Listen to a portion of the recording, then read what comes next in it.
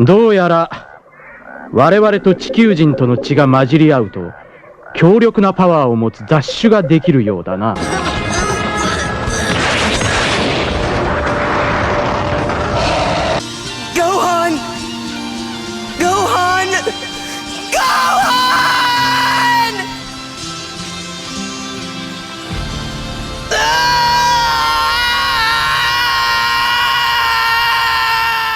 Hey guys, this is Poohead189, and today we're going to be talking about what happens when a Saiyan interbreeds with a human, or Earthling, so essentially half-Saiyan hybrids. Now, I doubt I'll be saying much I haven't already talked about before, since I've tangentially mentioned them a few times in my other videos, but I'll see what I can do here. So, introduced in chapter 196 of the original manga, with the introduction of Gohan at Kame House, half-Saiyan hybrids are, obviously, a unique mixture of the common human Earthling and the extraterrestrial warrior race known as the Saiyans. If you've seen my Saiyan video, you know that Saiyans, while they mostly look human, are very different in a variety of ways, ranging from their growth, their longevity, their toughness, and even their psychology and their minds.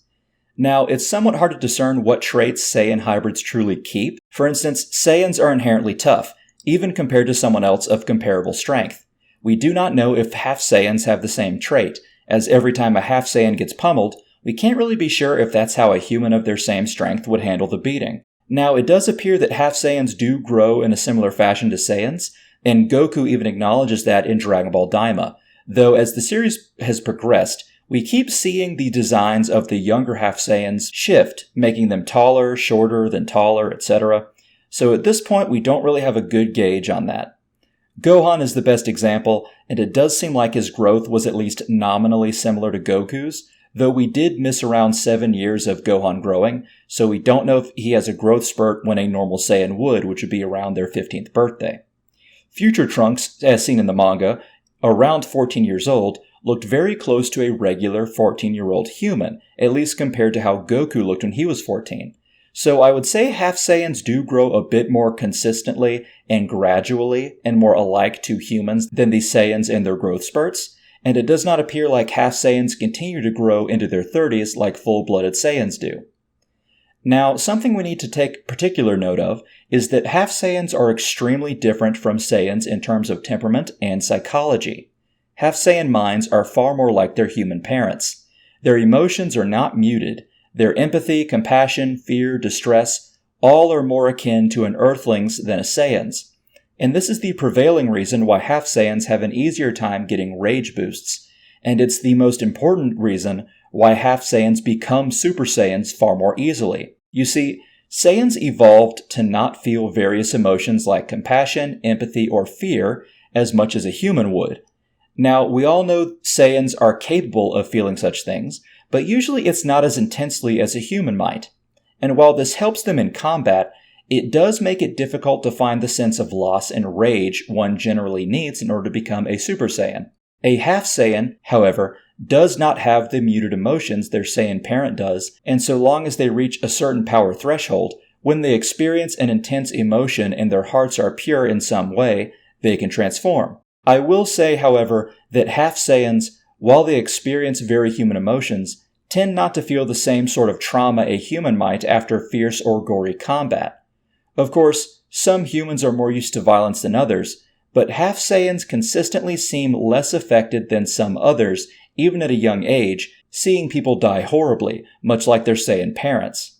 People often wonder if Gohan got PTSD for having his neck broken by Raccoon, but it's wild to me how people also don't wonder the same thing about being left in the wilderness, having to fight off dinosaurs, Piccolo kicking the shit out of him for 6 months, watching a bunch of people die as Nappa also beats him up, not to mention all of this after being kidnapped, seeing his dad get beaten up, and then waking up to get told Goku is now dead. That's a lot for anyone, much less a child, but Gohan grew up to be a very well-adjusted person. Although I will say half-Saiyans are not completely immune to trauma, as we can all acknowledge that Future Trunks is riddled with PTSD, and no one can blame him. Half-Saiyans also tend to grow stronger more quickly than normal Saiyans, and normal humans for that matter. Though generally it's more of a passive strength than gaining more through training, they just tend to grow up with more power more quickly. Vegeta and Nappa talk about how the mixture between Saiyans and humans created a very powerful offspring, and though two characters speculating isn't necessarily a slam dunk in terms of canonicity, their assessment is proven to be correct throughout the series. Now, I'll note that Half Saiyan Zenkais do seem to be somewhat inconsistent, but we do know that they get them, as seen in this panel on the screen.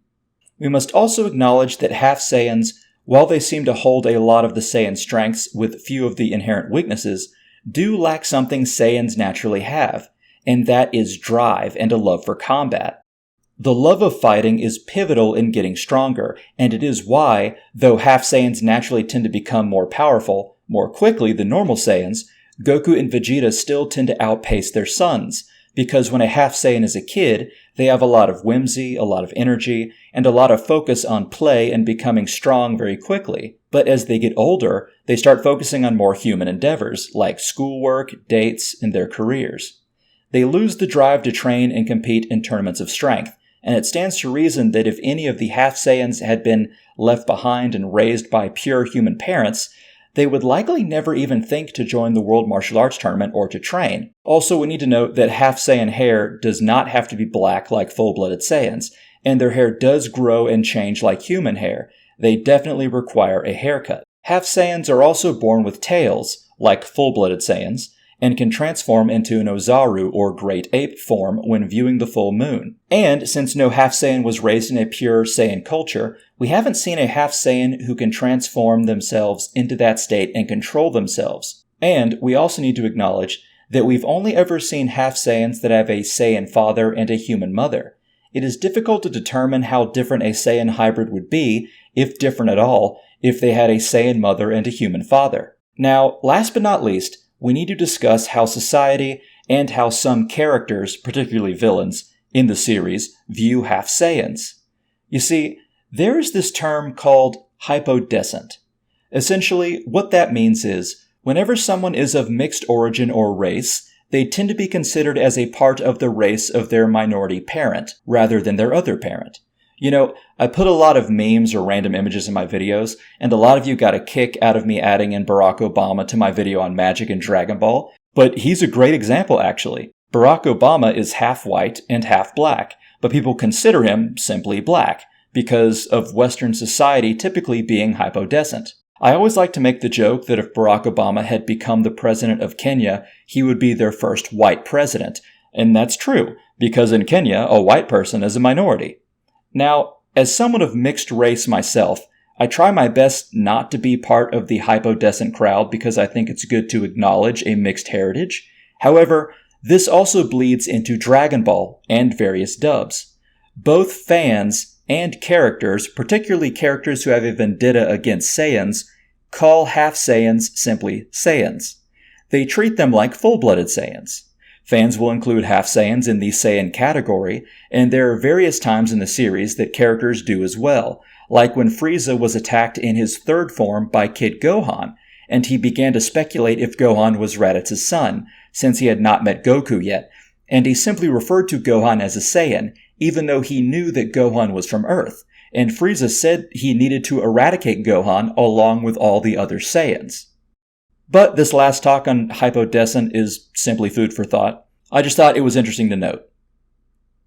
Anyway, that's all I got for today. I hope you all enjoyed the video. I want to thank all of you for watching, liking, and commenting, and I want to give a special thanks to the patrons that I have. You guys are helping me get closer to making my videos on reviewing various dubs and music, which I hope I can start next year. I have the links to my Twitter, Blue Sky, other YouTube, and Patreon in the description. And I hope you all have a lovely day on this 40th anniversary of Dragon Ball.